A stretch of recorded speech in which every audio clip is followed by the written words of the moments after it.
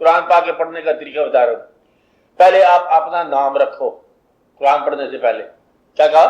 اپنا نام رکھو. تم منافق ہو؟ نہیں، آمین. تم کون ہو؟ سائل ہو؟ نہیں. سخی ہو؟ متقی ہو؟ مومن ہو؟ مسلم ہو؟ تم کون ہو؟ کافرون ہو یا الکافرون؟ کافرون ہو کہ منافقون؟ کیا ہو؟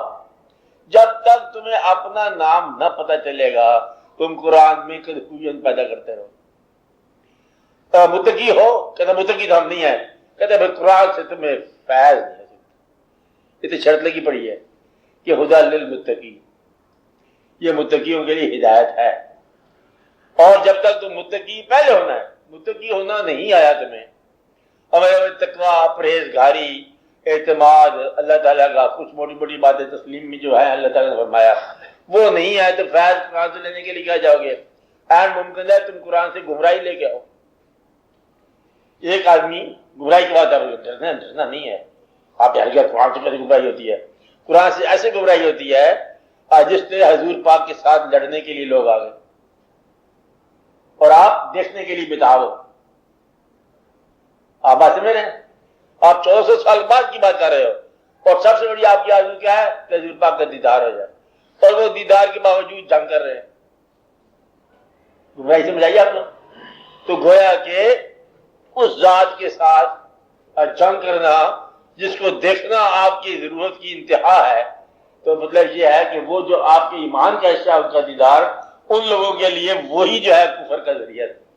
آپ آتے میں نے کہ حضور پاک کی وجہ سے کافر ہوئے، ان کی وجہ سے کافر نہیں ہوئے، مطلب ان کو برداشت نہیں کیا، ان کا ان کے ساتھ جنگ کر دیے. جانتے ہیں امین ہے، صدیق ہے، سب کچھ مطلب صادق الوعد ہے، ساری تعریفیں کرتے ہیں، لیکن ایمان نہیں لائے. ان کو آپ تو ایمان لاؤ، کہتے آپ کی بات سچی ہے، آپ سچے ہیں، لیکن میں کیا کروں، میرا کفر پکا ہے. آپ بات سمجھ رہے ہیں؟ تو گویا کہ جب تک متقی نہ ہو، متقی کون سے تھے؟ حضور پاک نے فرمایا اللہ ہے. متقی نے کیا کہا؟ ہے. تو متقی نے گواہی کو انڈورس کر دیا، اللہ ہے، کہتے ہے. تو فرمانے والے نے دیکھا ہوگا یا ان کا تجربہ ہوگا، اور آپ کا تجربہ تو ہے نہیں. آپ کس یقین سے کہتے اللہ ہے؟ آپ سماعت پر یقین رکھتے ہو. کیا ہم نے سنا ہے؟ کسے سنا ہے؟ معتبر سے سنا ہے. یہ قابل اعتبار بات ہے اور ہم اس میں معتبر کہ اللہ ہے، ہر چند کے ہمارا تجربہ نہیں ہے. تو گویا کہ آپ متقی ہونا امکان ہے آپ کا. فرشتے ہیں، دیکھا آپ نے، اور کوئی شخص کا ثبوت دے دو کہ ان باتوں کا ثبوت نہیں ہے، ان باتوں کا ایمان ہی ہے ہمارا. فرشتے ہے، اللہ ہے. لو یہ بات دوزخ ہے، آپ بتاؤ جنت ہے، آپ کیسے کہتے ہو؟ آپ ادھر بیٹھے ہوئے. یہ بڑا راز ہے کہ جنت کی خبر، دوزخ کی خبر تو مرنے کے بعد کا مقام ہے، اور بتایا کب جا رہا ہے؟ زندگی سے پہلے. یہ کیسے ہو سکتا ہے؟ اس مائنڈ کے ساتھ، اس ذہن کے ساتھ جو زندگی والا ہے، آپ مرنے کے بعد کی حالت کیسے پہچانو؟ اور آپ کہتے ہیں یہ جنت ہے، دوزخ ہے، حالانکہ دوزخ جو ہے وہ مرنے کے بعد کا مقام ہے. مرنے کے بعد کا مقام تو مرنے کے بعد دیکھا جائے گا. لوگوں نے بڑا سرپرائے، لوگ جب حشر کا دن آئے گا اس وقت دیکھا جائے گا، اور بڑے گھبرائے، بات سمجھ نہیں آئی.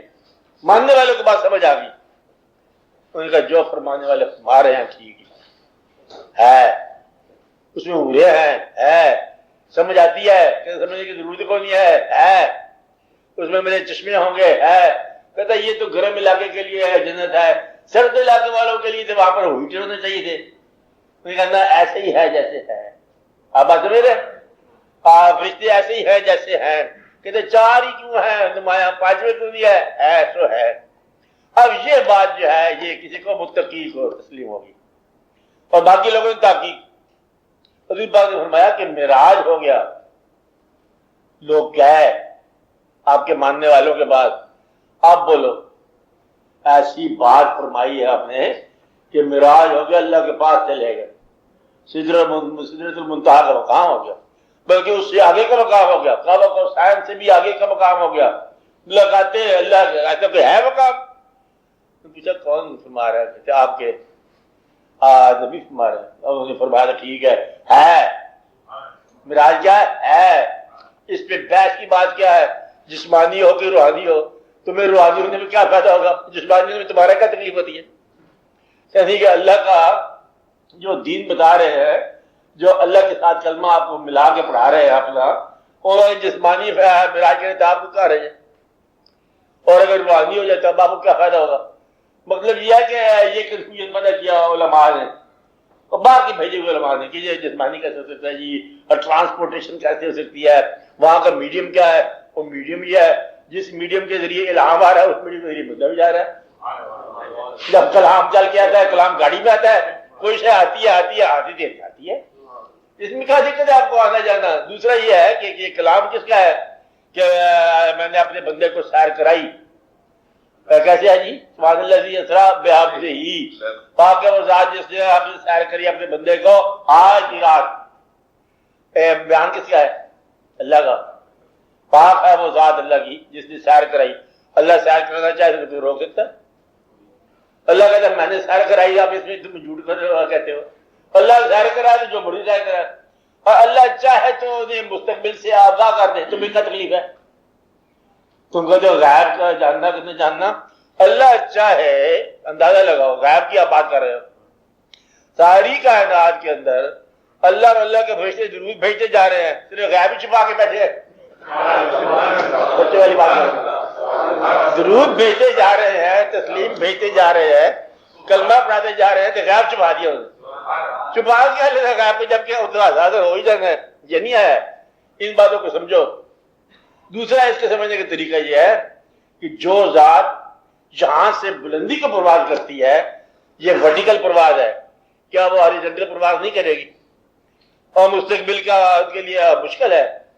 ماضی کو جاننا جو ہے مشکل ہے، ماضی بھی اتنا مشکل ہے، لیکن ماضی کا آپ کو پتا ہے کہ ماضی کا کلمہ جو ہے امام الانبیاء بھی آپ ہیں، ملاقات کے بغیر امام۔